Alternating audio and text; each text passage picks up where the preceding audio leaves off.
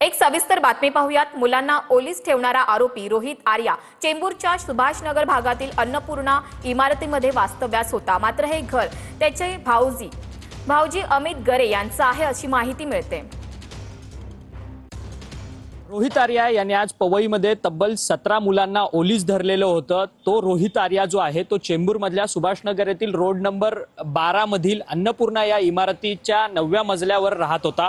खरं तर रोहित आर्या या इमारतीमध्ये खरं तर पाहुणा म्हणून राहिला होता। 9व्या मजल्यावरची जी इमारतीमधलं जे घर आहे ते रोहितच्या बहिणीचं आहे, अर्थात प्रीती गरे आणि त्यांचे पती अमित गरे यांचं हे घर आहे। आणि या घरामध्ये तो आपल्या पत्नी आणि मुलीसह या ठिकाणी राहत होता। परंतु 2 दिवसापूर्वी त्याने पत्नी आणि मुलीला आपल्या मूळ घरी अर्थात पुण्यामध्ये पाठवलेलं होतं आणि त्यानंतर रोहित आर्या जो आहे तो याच इमारतीमध्ये राहत होता। आज सकाळी देखील रोहित आर्या याच इमारतीतून बाहेर पडला आणि पवईमध्ये गेला आणि पवईमध्ये गेल्यानंतर संपूर्ण 17 मुलांना त्याने ओलीस धरलं, कारण की त्याच्या काही मागण्या होत्या। त्या मागण्यांच्या संदर्भात त्याने हे संपूर्ण कृत्य केलेलं होतं। पोलिसांशी संवाद साधत असताना त्याने गोळी झाडल्याचं म्हणणं जे आहे ते पोलिसांकडून येत होतं आणि त्यानंतर पोलिसांनी प्रत्युत्तरात गोळीबार केला आणि त्यात त्याचा मृत्यू देखील झालेला असल्याची माहिती ही घटना जी आहे ती घडलेली आहे। मी रिपोर्टर अक्षय मंकणी।